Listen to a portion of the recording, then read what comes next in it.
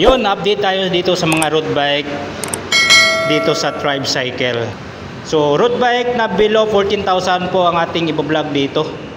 So mayroon ditong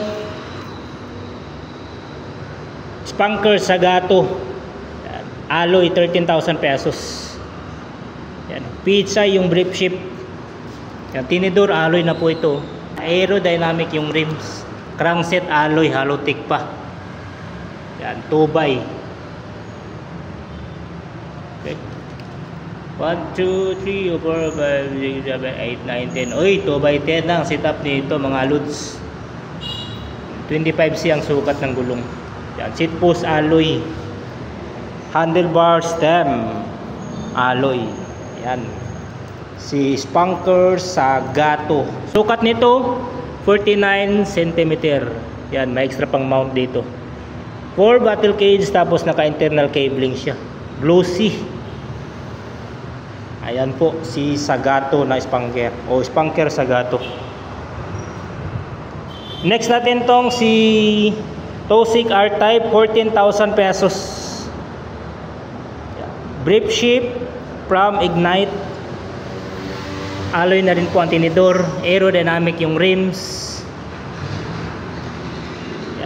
Naka-internal cabling na po. Yan. Pati batalya aerodynamic po. Seat post, crankset. Yan. Halotech na. Siyempre alloy po yan. From Tosik. May kawang pa dito talaga oh. Diba? Glossy. Ang ganda nito. Ito ang kanyang pedals oh. Generic lang din. I-upgrade nyo lang. Pero maganda ang kanyang saddle oh. Tosik. Diba? Manipis. 2x din ang setup nito. Sensa yung RD. Yan, 2x9 ang setup. American type yung bulb. Yan, aerodynamic to mga kabikers ha. Rims, batalya, even yung handlebar niya malapat from Tosik. So ulitin ko lang yung presyo. Sa Tosik na R-Type is 14,000 pesos. Okay, so dito tayo sa isa pang Spunker. Presyo dito 9,900 pesos. And Spunker Anderson. Reflex yung brake shift na kinabit. Bakal pa ang tinidor, naka disc brake. Yan. Internal cabling. Sukat 47. Crankset cell bearing pero alloy na. Clamp type yung FD. Reflex yung RD. Yan, 2x8 po ang setup nito. Rims aerodynamic. Seat post bakal. Okay, 9,900 pesos. Spunker na Anderson R2. Yan. O dito tayo sa kabila. Tosik naman to na R-Type din. 12,500 pesos. Nakakaliper yung preno. Alloy na rin to ang tinidor. Aerodynamic yung rims. Yung brake shift na kinabit, Ignite, tapos naka-internal cabling na po yan. Oh. Yan, aerodynamic yung batalya. Seat post, ganun din. Saddle, wow, ganda na saddle. Oh. Generic lang yung pedals nya. Ball bearing, upgrade nyo na lang yun. 48 cm ang sukat nito. Halotech na. Yan, crankset from Tosik.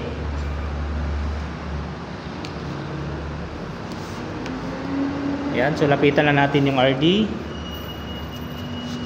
Yung hubs nga pala nito is Tosik din. 2x9 speed. Sensa yung RD. Okay, so mayroon pa isa ditong R-Type din na Tosik. So same lang. Ang pinagkaiba lang yung kulay. So mamili na lang kayo kung anong gusto yung kulay dito. Diba? Yan. Yung sukat naman nito is 46 cm. Medyo maliit siya. Ito kasi 48.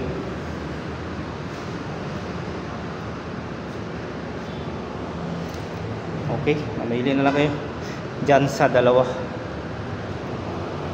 Ito, Ragusa Aeron, 11,000 pesos. Ang alloy na itong tinidor, nakakaliper siya. Yan, generic to na caliper mga kabikers. Brake shift na kinabit dito, L2R5. Yan, sukat Paranaque, 48 cm. Yan, aerodynamic din siya. Siyempre, quick release na yung mga hubs. Ragusa yung rims na aero. Ragusa din yung mga gulong.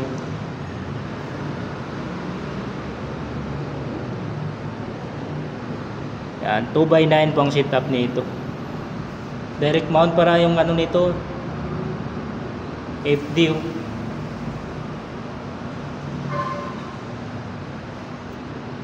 Okay, move tayo dito kay Ragusa din to na Aeron. Iba lang yung kulay, cream white.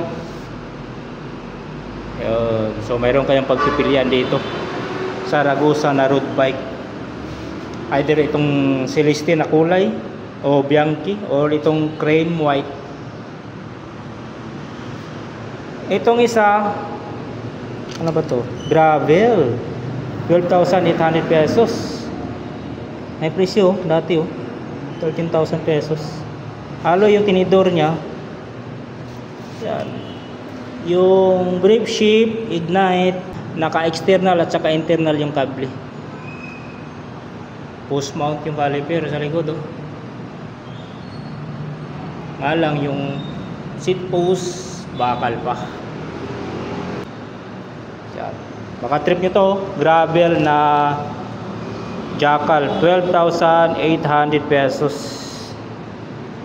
Mayroon pang isa. Yan.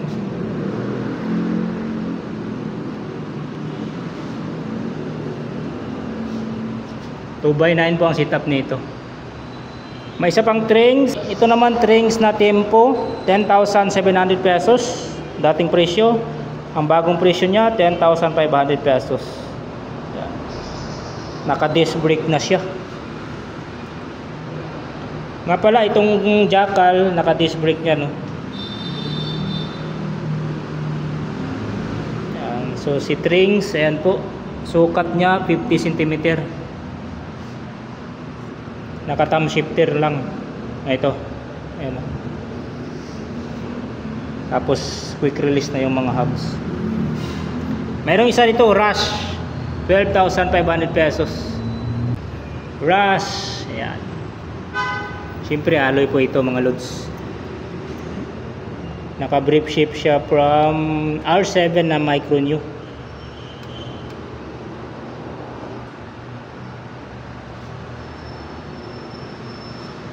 Ayan. So kung mayroon kayong nagustuhan dito sa mga road bike, pwede kayong pumunta dito sa Tribe Cycle, Concepcion 1, Marikina City. Yan, bukas naman po sila araw-araw dito. Yan, so hanggang dito na lang. Salamat sa pagsama.